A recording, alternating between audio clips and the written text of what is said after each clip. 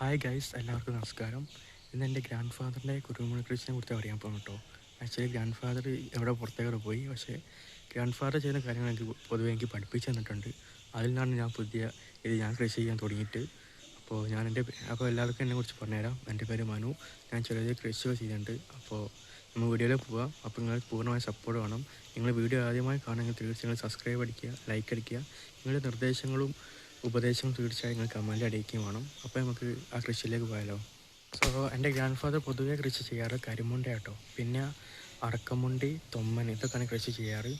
പിന്നെ താങ്ങാലായിട്ട് ഉപയോഗിച്ചിട്ട് വെച്ചാൽ കവുങ്ങ്, പ്ലാവ്, അതുപോലെ തന്നെ മറ്റ് മരങ്ങളായിട്ടുള്ള ഈ കടിച്ചക്കൻ്റെ 2-3 കടിച്ചക്ക ഉണ്ട്.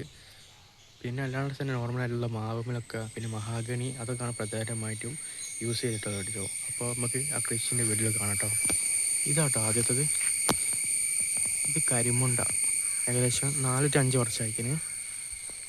ഏകദേശം ഒരു കിലോ പഴുത്ത കുരുമുളക് പറിക്കാനുണ്ടായിരിക്കും. പിന്നെ അടി ചുറ്റുമൊക്കെ കാണാൻ കഴിയും.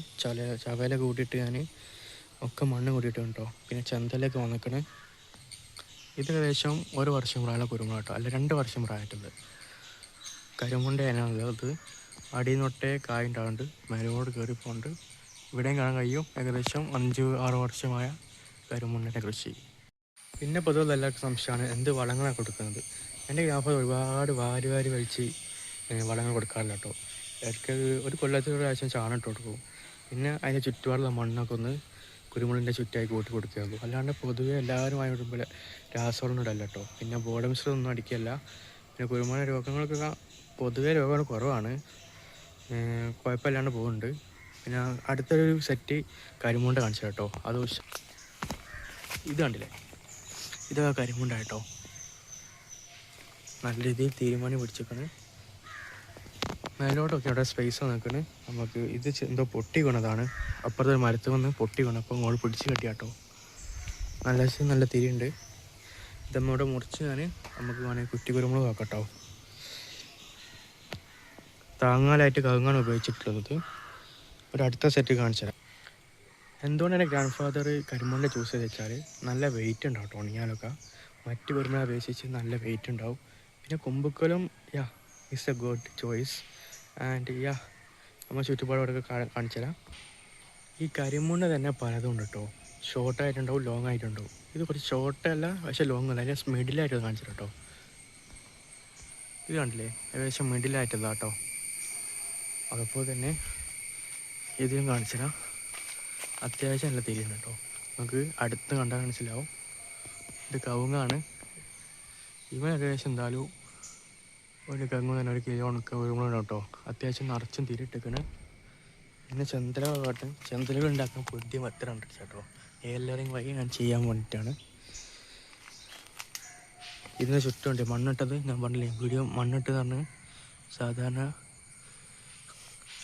ചാണകം ഇട്ട് ഞാൻ പിന്നെ നമ്മളെ ചുറ്റുള്ള ഇതില്ലേ കരിയിലേയും കൂട്ടിയിട്ട് കേട്ടോ. അത് അടുത്ത ഒരു കുരുമുളക് കേട്ടോ. ഇന്നത്തെ നമ്മളതിൻ്റെ പേര് അറക്കമുണ്ടി എന്നിട്ട പേര്. അറക്കമുണ്ടി ആകുമ്പോൾ നല്ല ലോങ്ങാണ്. പിന്നെ പെട്ടെന്ന് കായുണ്ടായി പകുക്കും കേട്ടോ. വേഗം മൂത്തിട്ടു. കരിമുടി അപേക്ഷിച്ച് പെട്ടെന്നായി കിട്ടും. അത് കാണിച്ചു തരാം കേട്ടോ.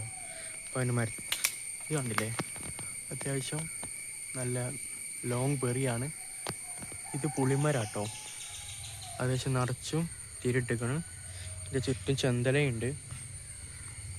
ഇത് ലോങ് കയറിപ്പിക്കണം. ഇത് ഏകദേശം 5 വർഷമായി. അതിന് 1 വർഷം പ്രായമായിട്ട് കാണിച്ചു തരാം. ഇതാട്ടോ, 1 വർഷമല്ല 2 വർഷം, സോറി. മഹാഗണിമനാണ് കയറ്റിയത്. തിരി കാണിച്ചു തരാം. അല്ലേ, ഇവിടെ നിങ്ങൾക്ക് കാണാൻ കഴിയും. അത്യാവശ്യം നല്ല തിരികളുണ്ട്. ഇപ്പോൾ ചില ആൾക്കാർ കുരുമുളക് ഒരുപാട് കെയർ കൊടുക്കും, ഒരുപാട് വളങ്ങൾ കേട്ടോ, വാരി വലിച്ചിടും. അതിനൊന്നും ആവശ്യമില്ല കേട്ടോ. നിങ്ങൾ ചുറ്റും കണ്ടാൽ മനസ്സിലാവുന്നില്ലേ. നമുക്കുള്ള കുരുമുളകിൻ്റെ മണി നോക്കി.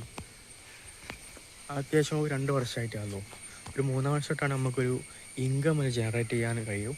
പക്ഷേ ചിലർക്ക് ഒരുപാട് പൈസ ആക്കി PVC-യിലും പോസ്റ്റിലൊക്കെ ചെയ്യുന്നുണ്ട്. അപ്പോൾ ഒരു വാണിജ്യാടിസ്ഥാനത്തിലാണെങ്കിൽ ഇറ്റ്സ് എ ഗുഡ്. ബട്ട് ഒരു ബിഗിനിങ് ആയിട്ടുള്ള നമ്മളെപ്പോലെ പുതുതായി ചെയ്യുമ്പോൾ ഇറ്റ്സ് എ ഹ്യൂജ് റിസ്ക്. അപ്പോൾ മുമ്പോട്ട് നമ്മൾ ചെയ്യുമ്പോൾ വ്യക്തമായിട്ട് ചെയ്യുക. അപ്പോൾ തീർച്ചയായിട്ടും നിങ്ങൾക്ക് അടുത്ത വീഡിയോ കാണാറ് എല്ലാവർക്കും ബൈ. പിന്നെ എന്നെ ആ പുതിയ ആളേക്ക് നിങ്ങൾ എല്ലാവർക്കും തീർച്ചയായും സബ്സ്ക്രൈബ് ചെയ്യുക, ലൈക്ക് അടിക്കുക. പിന്നെ നിങ്ങളുടെ എന്തെങ്കിലും പോരായ്മകളോ കുറവുകളുണ്ടെങ്കിൽ തീർച്ചയായിട്ടും നിങ്ങൾ കമൻറ്റ് ചെയ്യാൻ മറക്കരുത് കേട്ടോ.